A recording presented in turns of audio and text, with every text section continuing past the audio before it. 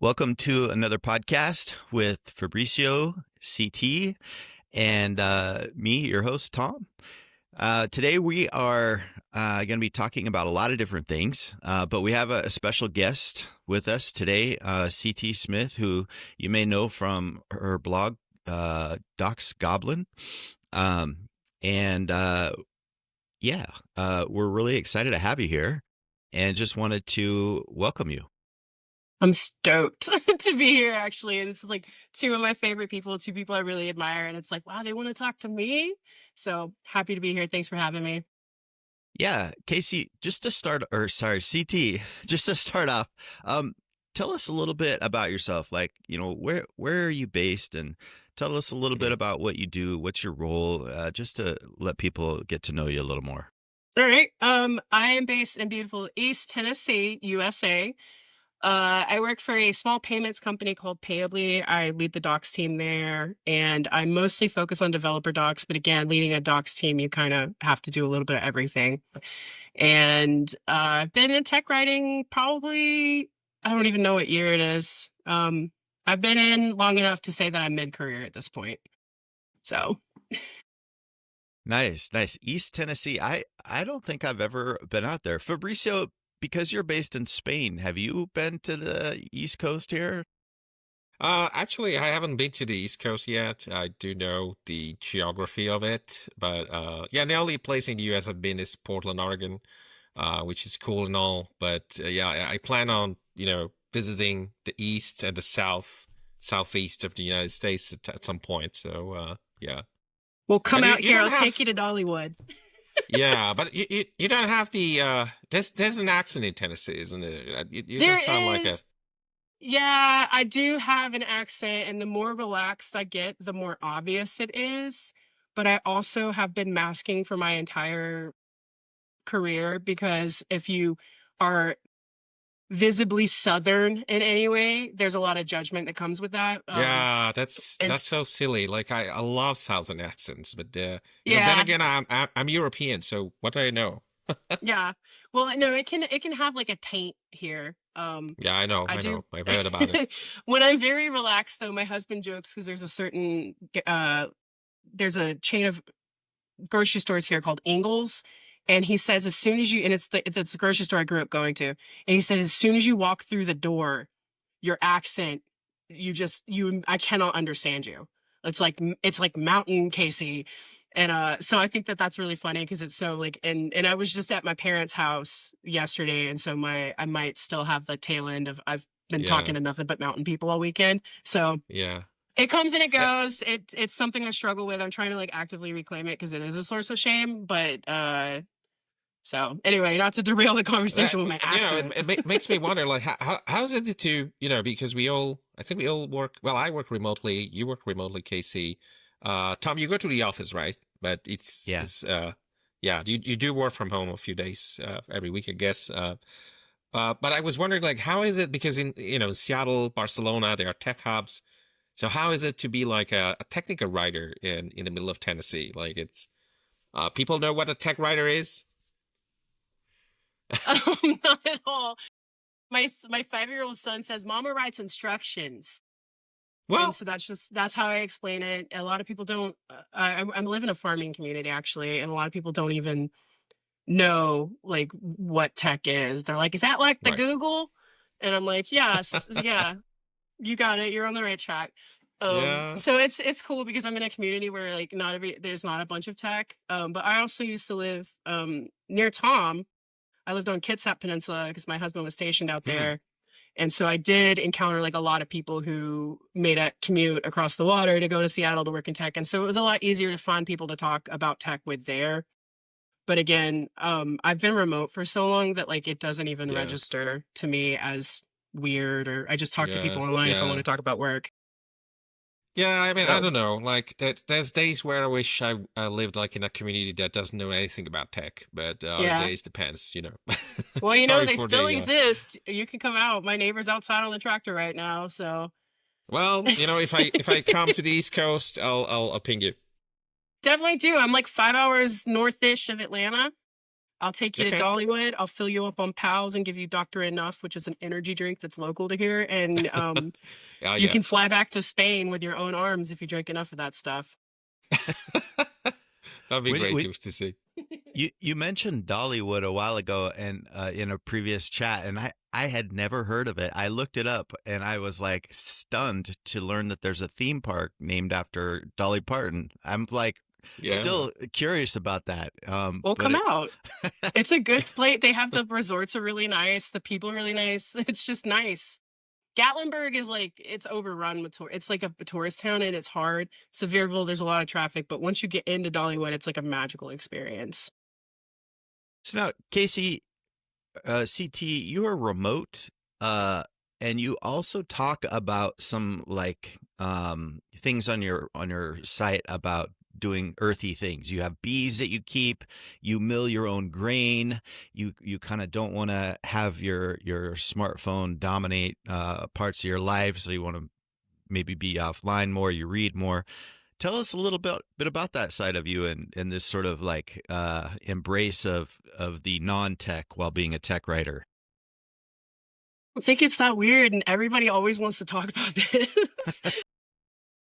So I grew up in Southern Appalachia. I grew up like a second generation tenant farmer sort of situation where you're making your living toiling on the land.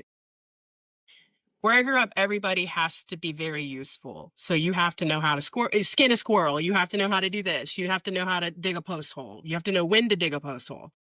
And so I have always been, I wouldn't say earthy, but I've always been very practical because we just didn't have, ooh, cat. So we just, sorry, we didn't have, we couldn't just call somebody to come dig a post hole. You had to do it yourself. And so I've always been like that. And I think what has happened with tech, like I immersed myself when I started my career, let's just say at Salesforce. I worked in the office then. I was surrounded by tech. It was all super fun and exciting. And then after a while, I realized like, okay, you can do both though. You don't have to just be a crazy lady with gray hair in her garden. You can also be a person who is online and can talk about Python Right. or writing docs for an API. So that's kind of where I'm at with things. I don't think that it's weird to want to do both. I do like staying offline outside of work though, because I have found that the time that I was spending online just wasn't valuable to me. I was wasting a lot of time. I'm not even really on social media. I'm on LinkedIn, but I have a Facebook that I'll reactivate when it comes decluttering season and I need to like put things on Marketplace because Craigslist doesn't exist here. But I'm not online a lot because there's nothing there for me really. I do go on to find book recommendations and stuff like that. So I use the internet as a tool. And I think that Right. that's the difference is that it's a tool for me. It is not a diversion. It doesn't permeate every aspect of our lives. In fact, we have a computer room, like I'm in the family computer room right now, and that's where all the tech is because the rest of the house is for books and puzzles and games. Um, and I think it's okay it's not weird to me to do both. So I do like bees though. If you ever want to come see the bees. You mentioned bees, and now I'm thinking of this dumb post I saw on Reddit where somebody opened up a wall in the house and found a 6-foot beehive, like tons of bees behind somebody's wall. But this, the reason I bring this up is because, yeah, I probably spend a lot of time just browsing dumb sites. Maybe that could have even been like AI slop video. Who knows? Yeah. I thought it was real. But anyway, um, I'm kind of curious. You emphasized books and book reading. Do you find that like books are, I mean, obviously, but tell us more about why you think books are more valuable than a lot of the content you read online. It seems like so many people these days just don't read, and Yeah. it's not a given that books are where the conversation happens in groups, social settings. I mean, you said you're in a small town and so on. I mean, tell us about this. Are you finding a lot of community members who also read? I mean, Everybody I know reads, but I think that's because I have surrounded myself with people who read. Like, for example, my neighbors they're both lawyers and farmers. Like, people can contain multitudes. And so I'm sure my other neighbor reads Harlequin romance novels by the bushel. For me, the reading has been very, very valuable because, again, there's a certain bar to getting published. You have to either have the money or you have to have the talent Yeah. or have the connections. Anybody can say anything on the internet, which is awesome. I'm not saying that's a bad thing. I'm saying it's a lot harder to like discern what is good information versus reading a book. I just read the most unhinged book about raw milk, but the guy had clearly put so much research into it and had a bibliography. And I went and I looked up a couple of sources to make sure they were legit.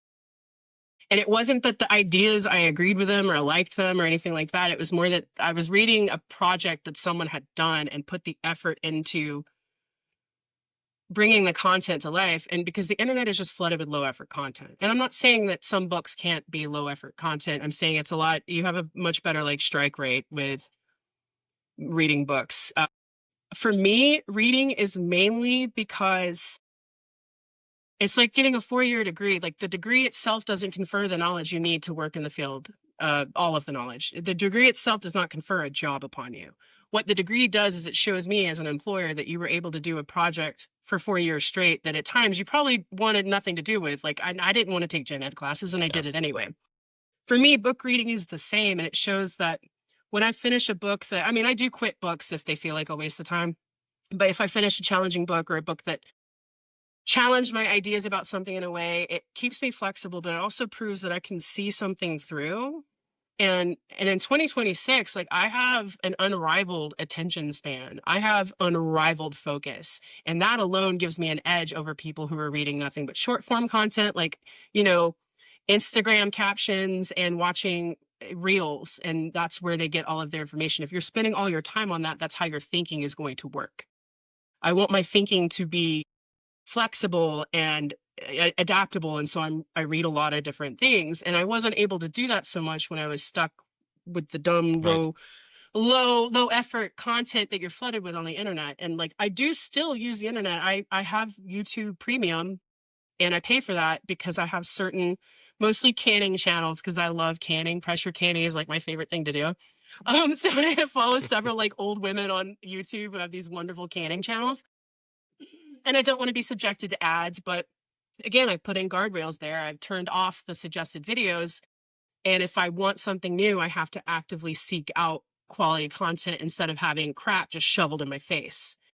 Hmm. So again, I think there's room for both. You can do the internet and you can read short form stuff, but you can also challenge yourself. Like I have a bunch of books over here that I'm really not all that interested in, but I'm sure there's interesting ideas in them, Yeah. and I'll eventually get to them. Yeah. So Well, you mentioned tools before, and you've created so many tools. Like it's one of the things that we've witnessed it in last year. And but the one that caught my attention is actually a game. Did you create it? The let's see, Tech Writing Tycoon, was it? Is so tell me like why you created such a game? Like Um, so I have to give you the context for how that came about. I was like at a low point. This was in October, I think, whenever I was kind of like, I needed a vacation. That's what it was. I needed 2 weeks off of work. And I got that and then I was fine. But I was basically like tired of tech writing and fantasizing about the internet being turned off forever and never having to go to work again. And so I was like, nobody understands my job. Nobody I've ever worked with who isn't a tech writer understands what we do. And I'm tired of being crapped upon, and I'm tired of these people not understanding me. And so it was kind of like a reaction to not, I was angry at the field. So I thought it would be fun to put together a quick game. And it was really fun. It was also very stressful because it's too real. yeah. Yeah. So you said you were angry. Is the goblin thing in Doc's Goblin? Like, tell me about the goblin, because I mean, most of the tech writing blogs out there are like very composed, very formal personas. Sometimes, like STC kind of things. Like Hmm. bow, tie and jacket, whatever. I try to be a little less formal than that, but then you've come along with the Doc's Goblin. So, Yeah. and I feel personally, I find that so refreshing because I think we can afford to be a little more emotional to tell people like why we are angry, with stuff, like why we are not satisfied, what the kind of things we would like to improve, really, and with some energy there. Like, what's your take on the goblin thing? I think it's just my personality. I have to be so buttoned up at work. I work in a regulated industry, and Right. there's rules, and I think that it's hard enough for me to be like that at work. I mean, my person, like, internally, I am still very much CT, but like Hmm. my deliverables at work have to be very straight, like buttoned up and put together. And occasionally you can show some personality in a blog post. Um, I think that it's just my personality, and I learned at a very early age that I can only afford to mask if it was going to. I can only afford to, like, keep my personality under control because I am a very vibrant and kind of goblin-like person. I can only afford to do that if it's like to get a paycheck, you know. So I am kind of. I've always been a little rough around the edges, and I've always been kind of like not afraid to look stupid. So it's just it's cheaper and more fun for me to just be my normal self when I write on Docs Goblin. And the name itself came up because a friend dared me. He's like, I bet you won't. I bet you won't write up. And I was like, come on, man. Now I have to. And so I bought the domain that day and had the site up that night. And it's here we Love it. are. Curious to hear a little bit more about your perspective on blogging and blog platforms. You have a manifesto on your site where you say that you want to avoid distraction by you don't want to spend a lot of time on framework, theme, ideology, having a template for everything. It's a very kind of plain style, and now you're sharing about the emphasis on transparency, not masking, and so on. Well, do you have a kind of a larger philosophy about what blogs should be like and what platforms should be like? No, I think that people should do what makes them happy that doesn't harm others. Again, this comes back to having to be buttoned up at work. And then also, like, I do believe that tech writing is a very creative field. And for a long time, I tried to convince myself that it wasn't, that I'm a professional, you know. But doing what we do, we have to be creative to solve problems. But in doing that, I'm not getting to express myself in other ways. And I don't think that there is any one way to do a blog. Like, I enjoy both of y'all's blogs, and they're very different. I've been reading Tom's site for like 10 years now. So, and we're very different people and we express things differently. And I don't think there should be a rule book for your personal sites and stuff like that. I think that everybody's different, and variety is spice of life, and the world needs all kinds. And so and I know I'm not everybody's cup of tea. People get really upset sometimes. They're like, I don't like how you said that. I was like, read a different blog then. Like, there's a web ring Right. now.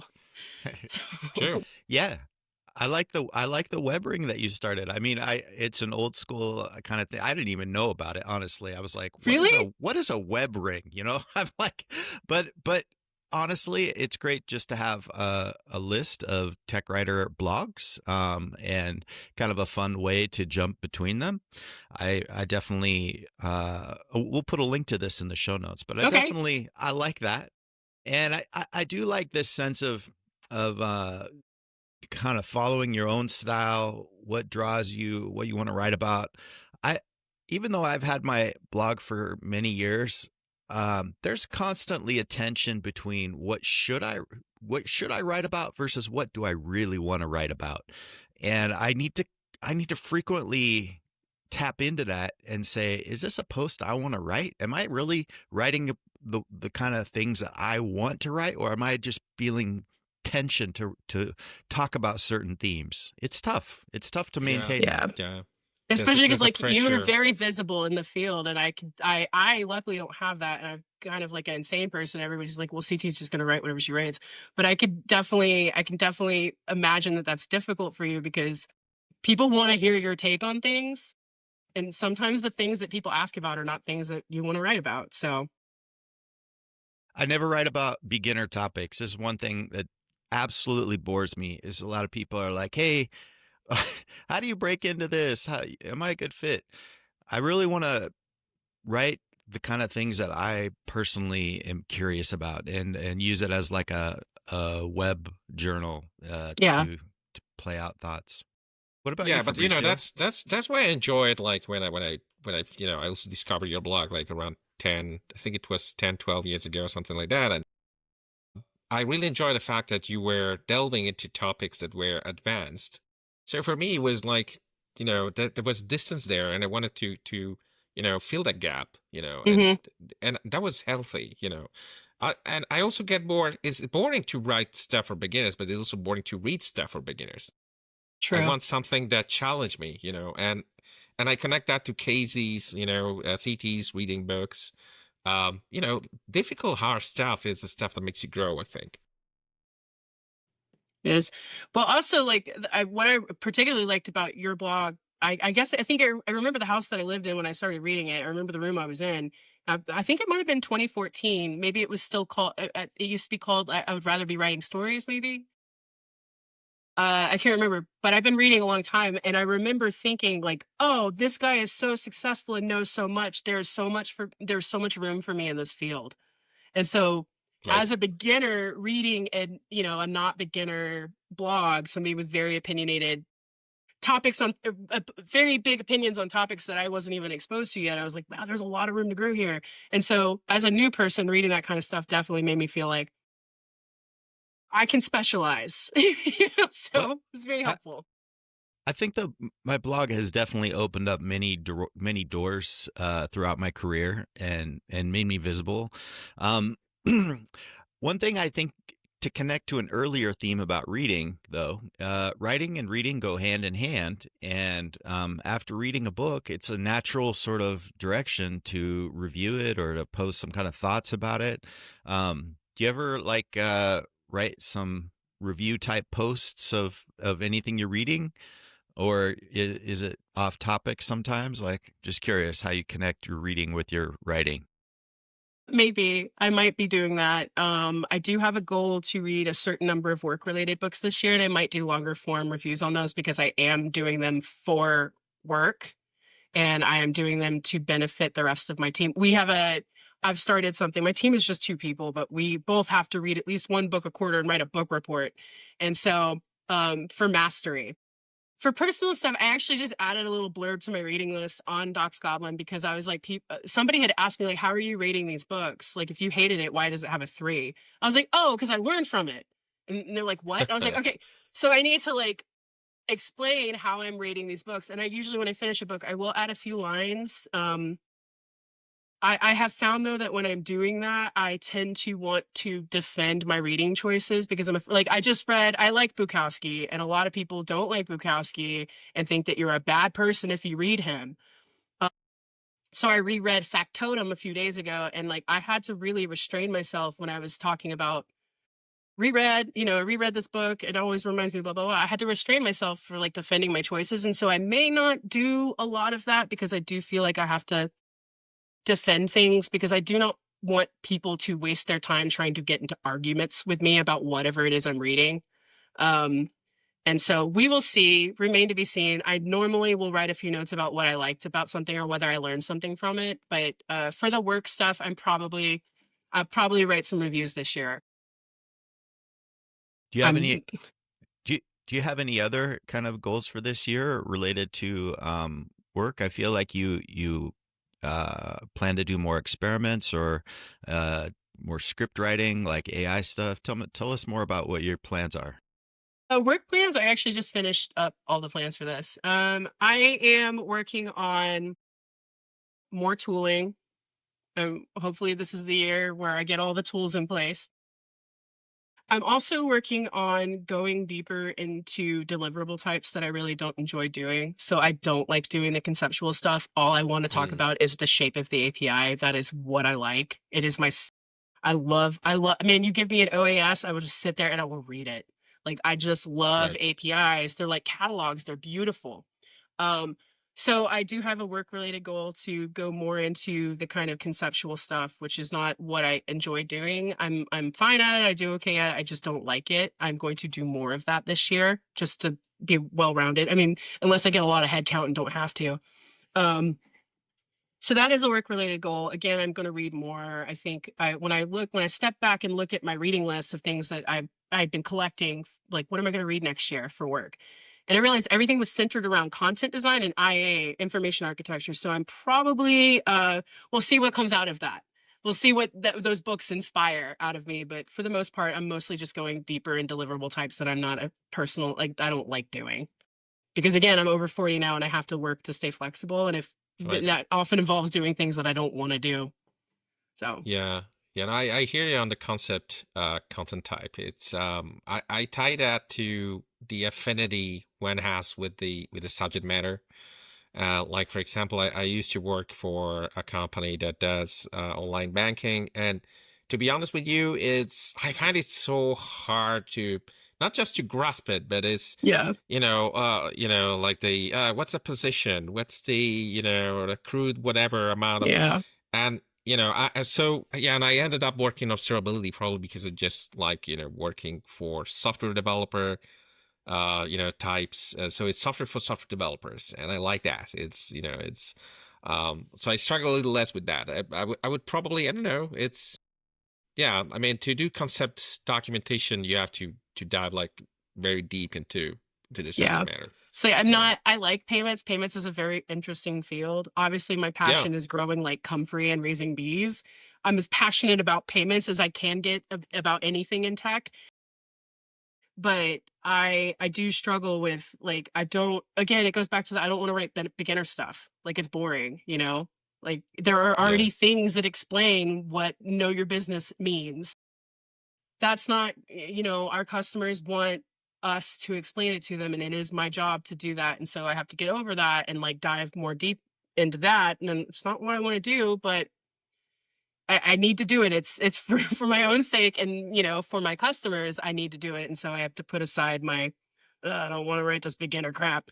Put that aside and like really do what's right for my readers, yeah. which again is like the spirit of what my job I is. have a question So for I have a question for both of you, inspired by Sita's work.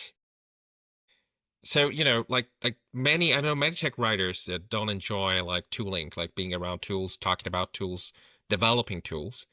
But the reality of our work, I'm saying, at least in software, is that it's mostly about tools and the humans that use the tools, and how the two get together, and then eventually there's a deliverable that comes out, at the mhm. other end.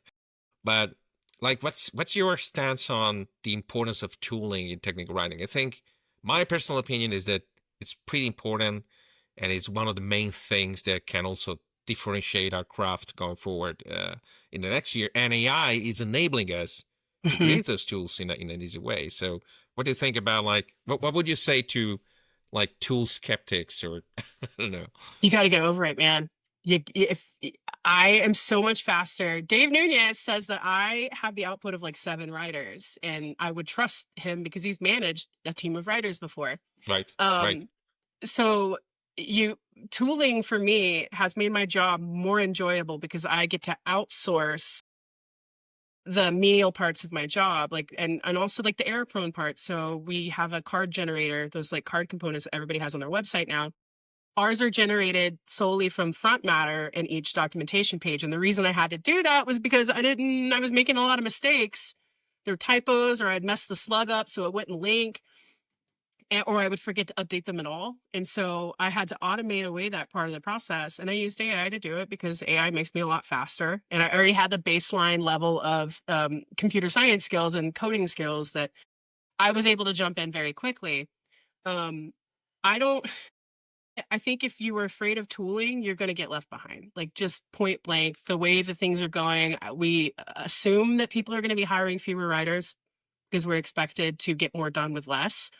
And if you cannot, I hate saying this, 10x, if you cannot improve your output with whatever you've got at your disposal, you're just not going to be as attractive a candidate. Your value is going to be a lot less apparent.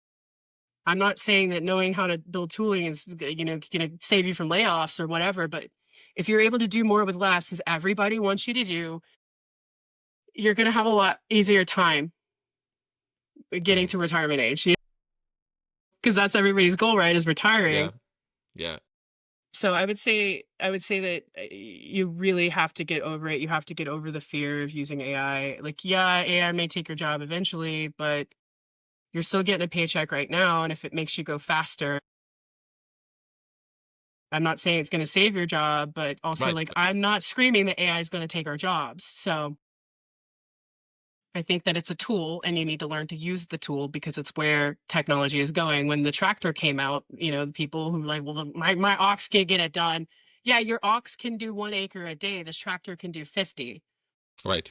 Right. So yeah, the ox can still do it. It's fine, but the tractor's more efficient. Yeah. So I Tom, don't know. Maybe what's your Tom has take a there? better take than me. Yeah. Let's see.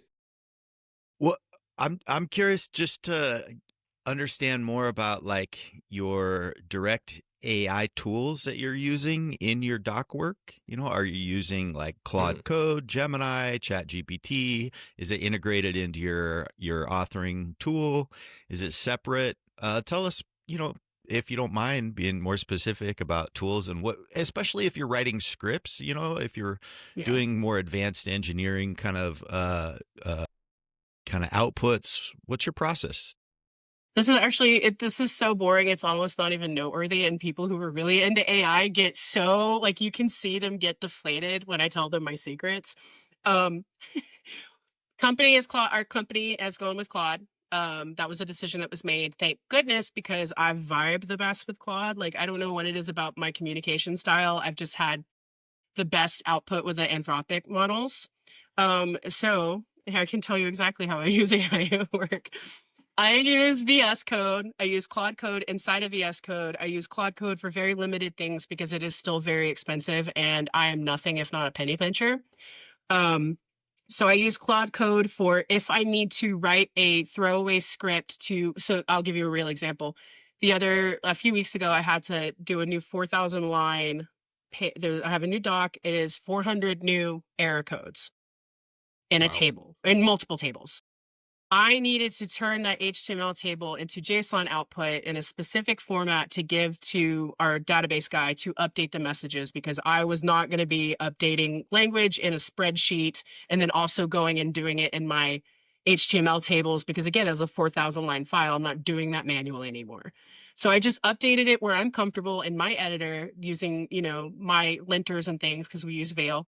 I updated it there and I said, Claude Code, I need a script that takes this table and turns it into JSON in this format and gave it the format that I needed, which is what the database guy gave me.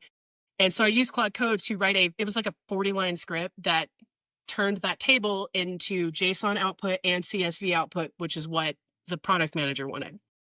So that was an example of using Claude Code. The other thing that I use Claude Code for almost every time, is if so we use for definition instead of open API for a number of reasons. Um, Sometimes I'll have an API change that touches like 5 endpoints, but there's also untold consequences because I had to update a type that went to Hmm. several endpoints, right? So Yeah. I actually will ask Claude Code in those circumstances to draft the initial change log for me because again, a lot of tiny things have changed and it's not valuable for me to go and enumerate every place where this field has changed.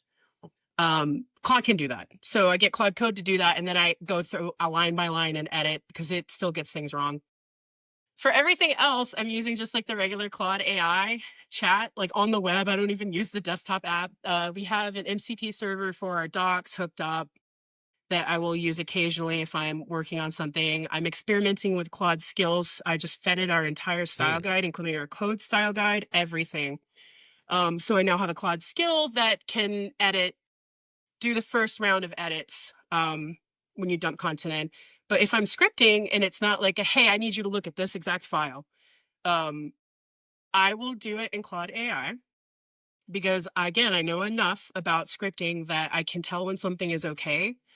Hmm. But also I always approach it with the attitude of I want to learn. And so the conversational format is better for me. So I approach Claude AI, again, just the web chat.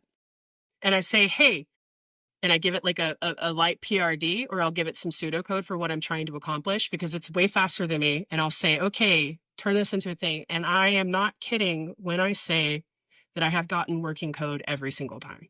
First try. But I'm approaching it like I'm a product manager. And if I will say, hey, I understand this part, but can you explain why you did it this way? And then I have that knowledge for next time.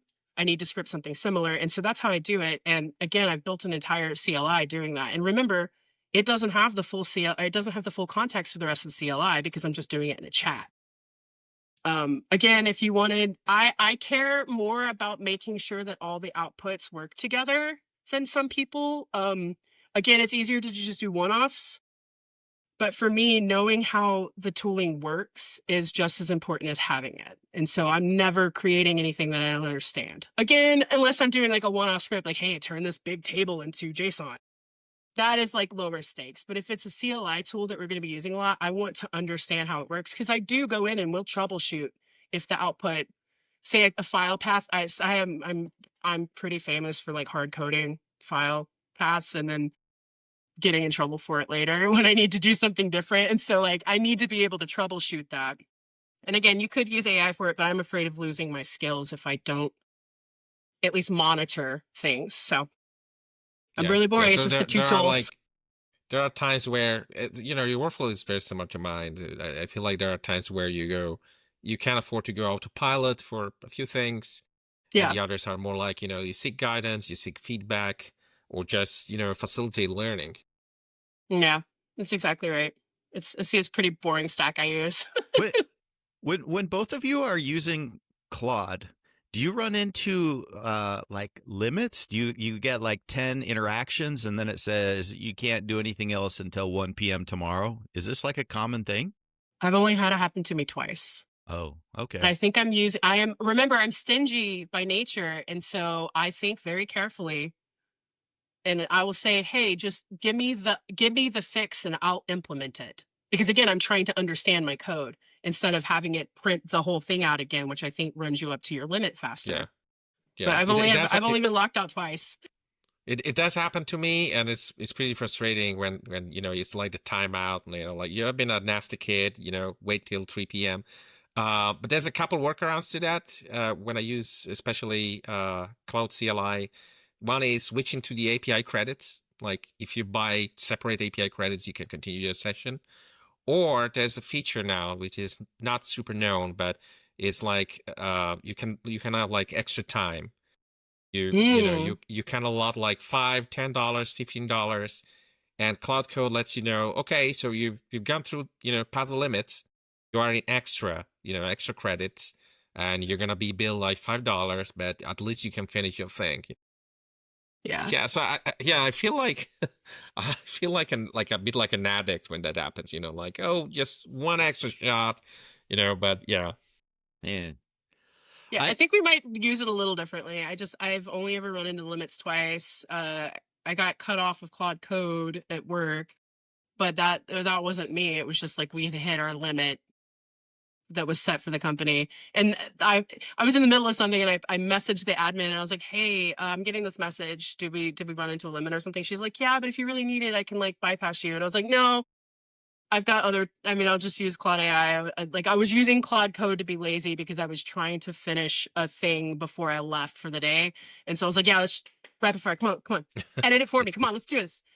uh, do, do either of you feel like we're getting to the point, or are you getting to the point where if your AI tool service is down or not really responding, is it the equivalent of the internet being down or like Wi-Fi being out, or you just throw up your Uh, hands and say, I it can't even do is anything anymore? it's actually a bit worse for me, and I connect that to Casey's stance. It's something that I want to revisit this year. Like well, the computer's room idea is great. Like better separate your professional life and your personal life, but when these services go down, I feel like I'm dumbing down.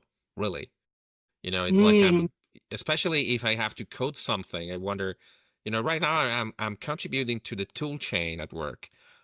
Is a C sharp code base. I know like the basics of C sharp, but I wouldn't be able to pull the things that I pull on a monthly basis.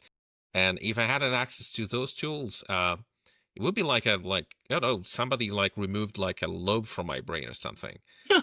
That's my yeah. That's and it's kind of scary. It's kind of scary, really. Yeah. Yeah.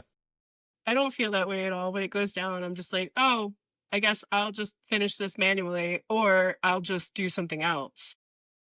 Only in cases where I'm like, okay, I have to get this commit in before I leave for the day. My vacation is starting, which is what was happening last week. I was like, I'm leaving town. I really have to get this done. So it was a mild inconvenience that Claude Yeah. code ran out on us. But also, I'm coming at it from a scarcity mindset. So I'm always afraid that these tools are going to be taken away from me, You know, whether it's because they become prohibitively expensive, like the other shoe drops on everything and there's not as many credits and such. Um, or that there's going to be some sort of security issue and we're just not going to have access anymore. You stop using right. AI right now. And so I have approached it from that. And that's why I build a lot of tooling. None of my work CLI stuff relies on AI to work. It is all deterministic scripting or Right. none Right. of it. There's some things do have like an AI enhanced mode. Um, but I operate under the assumption that eventually someone is going to make this cost so much that I won't be able to use it anymore. And Right. so it's in my best interest to build tools that don't need it. And I will use it to build the tools. I don't know Um, if I don't know if it's gonna be a New Year's resolution for any of us, but I recall Tom's posts on, I think they were from a couple of years ago, on using, reducing smartphone usage. You remember that, Tom? Like, that's what you wrote inspired me your, to do it myself. yeah. Remember, yeah, it was super inspiring. Your journey Yeah. to give up on the smartphone. Then you just kind of came back to it. I wonder, maybe we'll see like a series on, like doing like AI detox or something. Yeah. I'm terrified of losing my edge in my brain. That's the problem. Like that's what keeps me grounded. And as you both know, I am very pro AI at work. Like I'm like, yeah, jump in, experiment. Yeah. I'm not afraid of looking stupid. Like just do it because it's helped me go so much faster. But also like I'm not trying to be caught like holding the bag and my brain not work anymore if it becomes so expensive that only the most senior members of the team get to use this many credits a month. Like, I don't know if that's actually going to happen. And it's probably revealing a lot about me psychologically that that's how I operate. But I'm very frugal. And I've got this feedback in my annual review from my boss. He's like, I love how you spend it like it's yours. um, and so I am constantly afraid that I'm not going to have access to these kinds of tools anymore. And so I have to be very, again, I got cut off. But somebody used so many quad code credits that we hit our limit. And then I was like, oh, I don't have this tool anymore because someone used too much. I also used a lot because I was working on a big project that needed it. But I, I just Right. don't want to get dumb, is what I'm saying. Like, I think it helps to keep sharp. I don't want to freak out when Claude's down. Fear of skill devaluation is a real one, and it's one that I've wrestled with as well.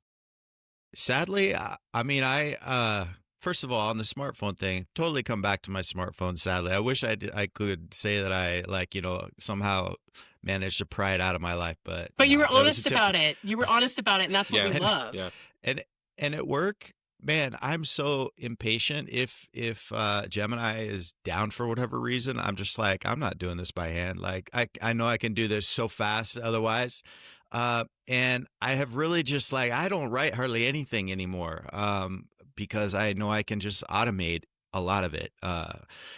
So in order to keep my writing skills alive still, I will sometimes at lunch or outside of work, whatever, uh, just write, open up a Google Doc and kind of write my blog posts. The blog is almost becoming the only output, the only like space where hey, I'm still writing by Yeah. hand. Yeah. It's like the writing. It's like the writing gym. You know. Yeah. No, I think that's because I explicitly took the stance that I wasn't going to use AI to create content on my Docs Goblin. I was like, this is going to be human created. I have used AI whenever I moved from just doing HTML, like plain HTML and CSS, when I moved to 11D, and because I was like, I need templates. Like I did use AI to migrate everything very quickly, but I'm not using it to create content at all. At work, I have no such qualms. Like I will use AI to. This is the thing that freaks me out and worries me a little bit. is if I get a wall of text from a product owner or a stakeholder or whatever saying, hey, we need a doc for this, and it's like a disorganized mess, in my view, they think they are being very clear from their view. I have been known to feed it to Claude and say, hey, put this in an outline format that is going to be easier for me, the tech writer, to digest. I don't even know where to start with this. It's like a You treasure know, map. yes, And I'm worried that and I'm not going the to be able to do that anymore because it's a shortcut yeah, and I don't enjoy doing it. especially if they produce that stuff using AI, and like the nightmare for me would be to face, I mean, the nightmare for me would be to having to review hundreds of PRs made by people who have access to AI tools without me having access to AI tools. Like, I Yeah. think, we really want the play field to be really, even for everybody. Everybody should have access to this stuff. Yeah. Otherwise it becomes unfair very quickly. Yeah. It's hard. And that is one thing that I do get frustrated when I try to read. I do this in Write the Docs too. If somebody's question is not clear enough, I just won't answer, which is unfortunate. I just don't have the energy to parse. And so I do, and I think that I may be devolving there. I have even less patience for unstructured content. Like, just be nice about it. Like, if you're not communicating clearly, I am less, and I do maybe should reflect on that and practice making sense of things again instead of just saying, hey, put this in an order that makes sense. They're all over the place. I, I'm finding similar sort of tendencies. If something is unreadable, I will frequently paste it into an AI tool and just have them explain it. And I've worried about this too because sometimes I'm reading a book. For example, I'm reading this book called God, Human, Animal, Machine by Megan O'Giblin, and it's pretty like it's got a lot of philosophy in it. And it takes I don't have a philosophical background. So rather than really trying to like sort through the ideas and sharpen my critical reading and really like, bend my mind, it's so much easier to find a PDF of the text, paste it into Notebook Yeah. LM, and then be like, help me get a primer on this, explain this. But Hmm. then I think, gosh, am I dumbing down my critical reading skills? Do you think that we're I becoming less critical readers? I I think don't that think that's been in so, the Tom. works Like, for a long time, though. yeah, I mean, my personal view here is that thanks to these tools, we have more freedom to choose what to wrestle with. Like, you want to Fair. read Nietzsche, you want to need like a philosophy book. Like, okay, it's your choice, you do it. But I don't have necessarily, I don't have to read some slop that somebody sends me maybe at work or outside work. Like, I will just, send that to Gemini because it's just not tempting, not interesting. Yeah. Well, my background is in philosophy, actually. I have philosophy and logic specifically. Um, I will say that Cliff Notes has always been around. And I will also say that if AI had existed when I was in epistemology lectures, Oh, I would have absolutely used AI because I hated it. I thought it was boring. I didn't care about, was it Saul Kripke's Red Barn? I don't care about any of that. I don't like that. What I liked was David Hume. I only want to right. read David Hume. So I can go both ways with that, Tom. Like, there are things, and like what Fabrizio said, where you can choose what to wrestle with. That's beautiful. Like, hey, I don't really care about learning about epistemology, but if you could summarize Kripke's Red Barn thought experiment for me, so I have the context that I need to understand the rest of the book, I could get behind that. But at the same time, like, I do still have the same fears because, again, it gets so easy. It's like when you have your smartphone, you're like, I'm going to set guardrails around everything. And next thing you know, you're scrolling Reddit. You don't even have a Reddit account. You're on it anyway somehow, and you've been scrolling for 4 hours. It's the same Yeah. kind of thing. So for me, the danger is knowing when it's okay to use it as a tool without falling into having it explain everything. And like, because part for me, you have to imagine Sisyphus happy. Part of which is a philosophical thing I know that for one. Yeah, yeah, me, yeah. learning is part of it. Like, the struggle to learn things is part of the joy of acquiring new information for me. Sometimes I have to fight. Like, I was 3 credits shy of a math degree, and I almost didn't do that because I really struggled with calculus. Just calculus one, I was fine with everything else. There was something about calculus that it just was hard for me and I had to struggle. But it made the other math classes sweeter because I was like, well, at least it's not calculus. So, Yeah, and yeah, that's something that is hard to reconcile. Like I'm still, no pain, no gain, they say, and it's kind of this metaphysical idea that you have to suffer and that knowledge has to be. I don't know if knowledge has to be painful. Like our maybe our our not. entire craft is around making knowledge easier to learn and absorb. So I don't know, but I don't have an answer, to be honest. Well, it can be both. It can be both. You don't have to. Part of the beauty of it is that you don't have to assent to anything. You can just say it could be both. It could be one or the other sometimes, and both at other times, both and. I back in college, like 20, 30 years ago, whatever, I majored in English, but I was always drawn towards critical theory, like the lenses that different people apply to text. I found that Hmm. fascinating, Hmm. and I thought I would love philosophy as well because I like the ideas. Hmm. But when I would read philosophers, they were so opaque and impenetrable. It's like, Yeah. yeah, go read Heidegger, go read Well, I Hegel, love and Heidegger, but they do that on purpose. it was like it's not Well, enjoyable to especially read those the texts. especially the continental ones, right? The European ones. Yeah. Continental philosophy is something else.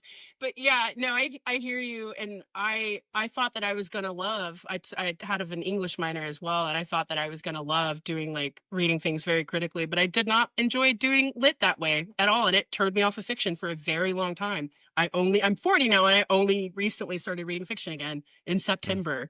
mm, So I get that impulse. I wanted to do philosophy specifically because we didn't have a technical writing degree at my college, my university, and I was Googling what degree is going to make me the best writer and best reader, and it was philosophy. I also have this like really toxic fantasy that eventually I'm going to go to law school, and philosophy is like the best. I don't want to be a lawyer.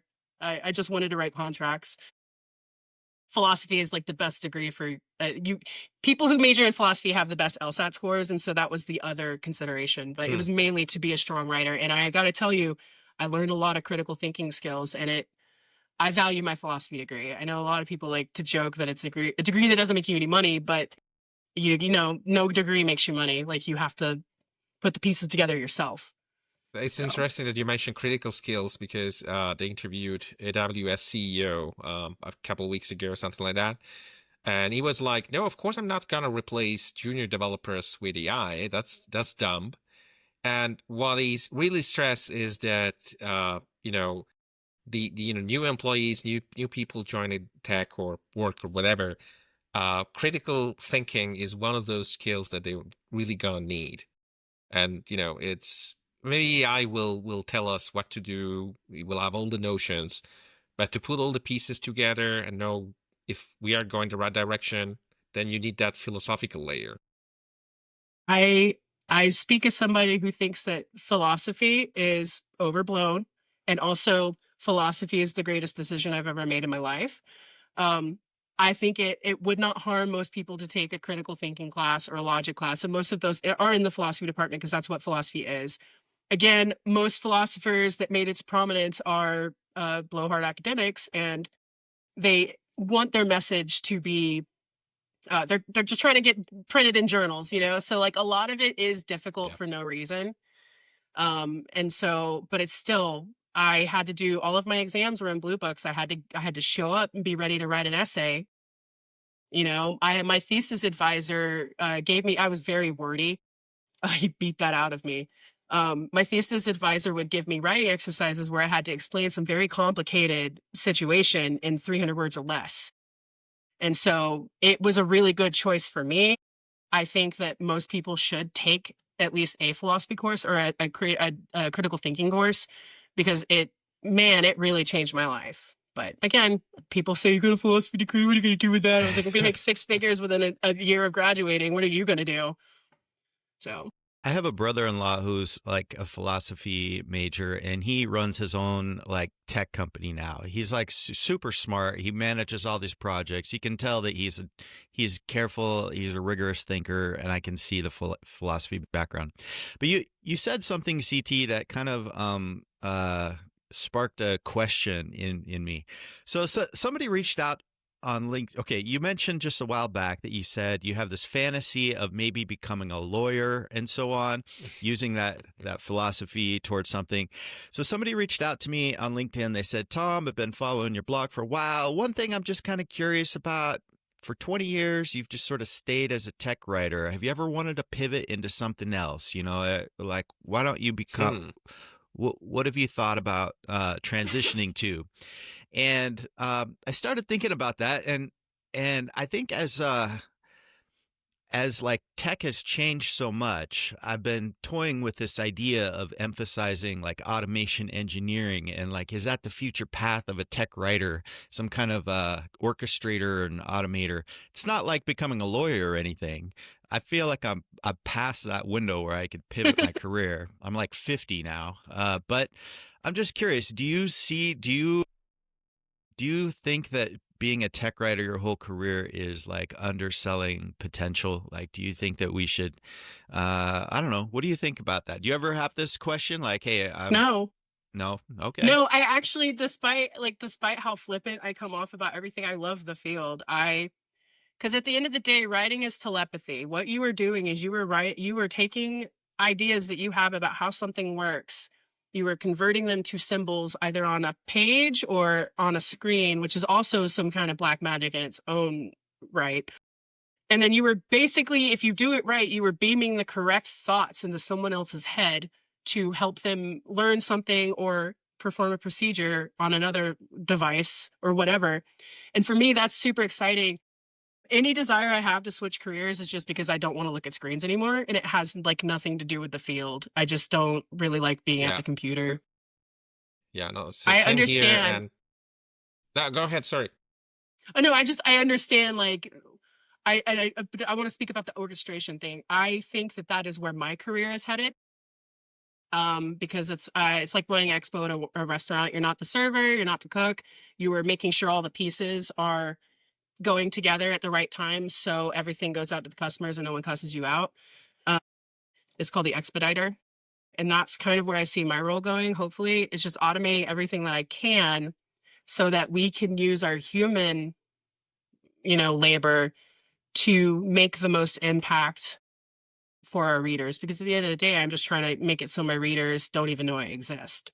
Because if the doc is there and they get their job done, I don't need them to be an expert in my product. I don't want them to think about my product. I want them to get what they need to get done and then go home to their families.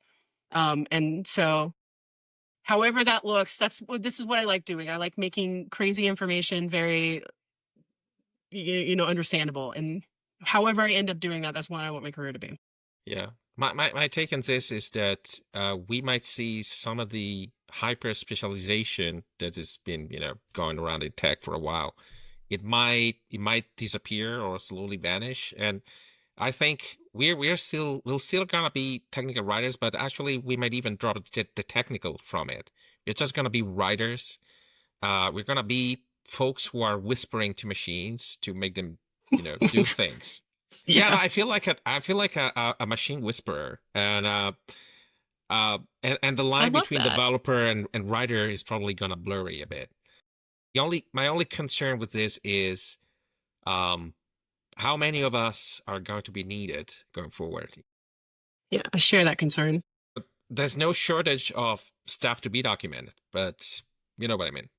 Well, there's also no shortage of people saying AI is taking our jobs. I'm going to pivot out of this career. And it's like, yeah, I think it's going to take at least some of our jobs. Um, I think it's going to take some people's jobs prematurely. And then there's going to be backtracking because, again, with all these companies saying you don't have to touch your docs, get AI to do all of it.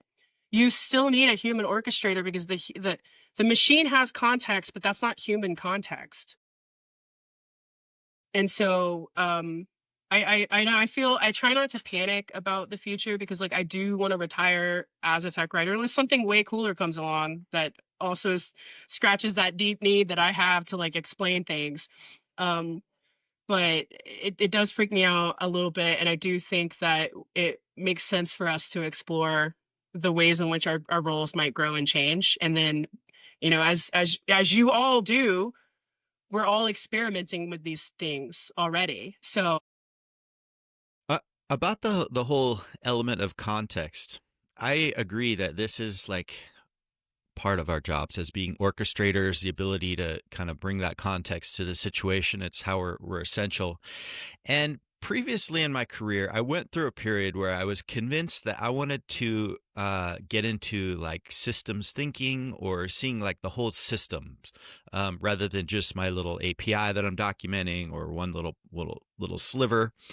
And as you expand out and you try to like wrap your mind around every piece of the system, you realize that it's pretty vast, but it's also cross organizational. Like so many different other organizations own different pieces that may not like really pay your role's salary.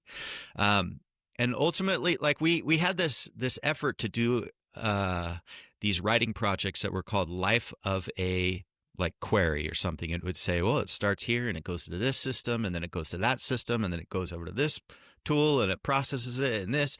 And it was fascinating to see like, wow, you want to get this little piece of map data and it goes through 20 different systems. Zero people cared about that. Nobody cared about that. Everybody is so very focused on like one little sliver of things. Yeah. And as a result, I sort of abandoned it because it wasn't fundable. So curious, like, do you see systems thinking as essential in a role, or are we too specialized now for anybody to really care about? I think it's important. I have to have the context for how everything works together in order for me to be able to explain the part of the machine that someone else needs to use. Especially because I work in payments, so I have to understand how, say, one payments processor, this is a really simplified example, but what like their cutoff times are. I have to be able to understand that so I can give my readers the context. They need to understand how transaction processing flows in order to do their jobs. They don't need to know every single detail. I need to know a lot more than they do so I can make sense of what I need to tell them. And I think that that's where the humans come in. Um, what's that? There's that story about the plumber or whoever gets called to the Ford factory and there's something wrong with the boiler or something, and he goes in and he listens to the boiler for just a second, then he takes out his wrench and he taps it and he gives the factory owner, and it comes back and it works again, and he gives the factory owner the invoice and it's like $500. He's like, what are you charging me $500 for? You came in and you were here 4 minutes and you tapped it. He's like, well, the $500 is because I knew where to tap. And it's kind of the same thing with us, is like you have to know enough about the system you're in order to describe the piece of the system that your end user needs to use. Because we have several different products. Some people may never use one of them. They don't need all of that backstory, but I have to have that backstory to make sure I'm not leaving anything out. So that's my But view.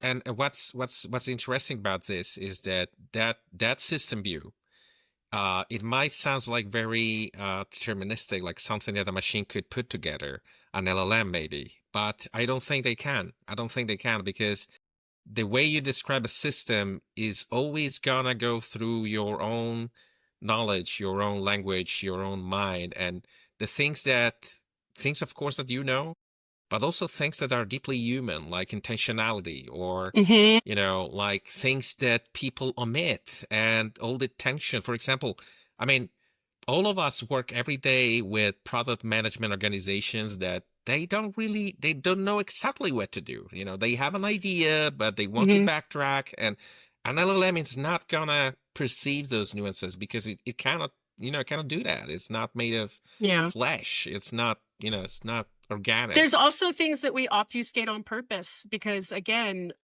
if we're in payments, there's certain things that we leave out because it's a security risk, or it can give you clues Yeah. on how to launder money or things like that. And so the machine's not going to know that. The machine's going to go, yeah, cool, tell them everything, and then you have to go and sift for gold there.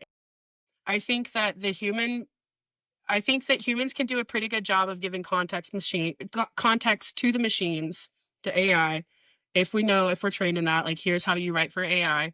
But I also think that AI, it's not, I mean, maybe I'm gonna say this and the AGI is gonna happen. But like I don't think that the machine can give the human all of the context. I think we have to work together.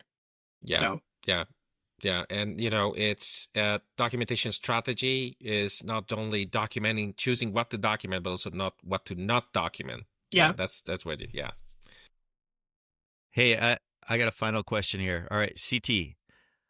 Since you work in payments, and the topic of finances has seemed to surface a few times during our discussion. What's your quick take in 2026? Does the stock market crash, or does it have a soft landing? Fabrizio, in your post on predictions, you mentioned having to drink substitute coffee because of like resource scarcity. So it gave me the kind of vibes that maybe you're leaning more towards the crash. But I want to hear CT. Well, so again, this take is clouded by the fact that I grew up in the country, very poor. We have a saying in my family: sometimes God provides by providing you good sense. And so I don't know what's going to happen with the stock market because I famously don't care about money. Like my mortgage is paid and I've got a retirement fund, but like I'm not preoccupied with the thought of the stock market crashing. I do have like 1,000 pounds of wheat in my basement because it stores for long times. I also have a very local food supply, and so I get my milk from 2 miles from my house. The eggs come from the same farm. I get my produce from a man who actually rents like the 40 acres like right next to my house, and he farms that. I preserve food in season. And so I don't know if it's going to crash or not, but I have a family to feed. And so I just operate under the assumption that it all could crash at any time. I'm not a finance person. I hope that your take is right though. It's not gonna crash. It's just gonna slow down a little bit. Tom seems to know more than I do, so I'm I just gonna like, I don't know. I'm guessing as well. I mean, I think I'm just being optimistic and I'm wishful thinking. well, But the world needs optimists, man. And I'm Yeah. just gonna stack my little coin and make sure we got enough firewood cut. That's all I can do. Yeah, I think Fabrizio, I'm a little what's in your take? between you both. Like I think it's gonna be bumpy. But I'm not stocking anything anywhere. Although I do have like my my backup batteries here in case of a Yeah. power blackout or something. But yeah, and I think it's gonna be bumpy for sure. But we're gonna make it. I'm not a prepper or anything. This is just how I've always operated. We stack it to the rafters and you get through the winter without having to go to the Hmm. grocery store. You've got me thinking about what kind of food storage and preparation I should maybe think about. Since some of my kids have gone off to college, we have some empty bedrooms. I could fill them with all kinds of prepper type stuff. Well, it's good. It's good to have it, even if even during COVID, it was like I was fine because I buy my toilet paper once a year. But I have YouTube channels with delightful 80-something-year-old science educators who talk about food preparation, and if you want recommendations. I'm gonna subscribe to that channel. I'm so interested. Yeah, it's called Rose Red Homestead. It's actually like an 80-year-old woman and her husband, and they're retired science educators, but they talk about safe food storage. And they're not crazy preppers. They're very Right, right, normal right. old elderly people who are just like, here's how we store food, and here's how you can make your own dehydrated soups that don't taste like crap. So Fascinating. Right. Well, hey, we've had a good long conversation here, and usually we wrap these up at around an hour. So, do we have any last topics or thoughts we want to cover? I'm good. Okay. Okay. Well, CT, thanks again for coming on to our podcast here. If people want to read more about you, learn more about you, hold on, docsgoblin.com. Any other links or sites you want to plug? uh no, I also don't really like promoting myself, and there's no pressure to read it. If you're interested in me, we can connect on LinkedIn. I talk a lot there too. All right, So great. And then Fabricio, paso.uno is where you can read Fabricio's blog, and definitely check out the 2030 post. What's that called? Yeah, my day as an augmented tech writer in 2030. I will share the show notes and so on online. But thanks again for a great conversation, and I hope Thanks for having me. hope this year is a good one. So, all right.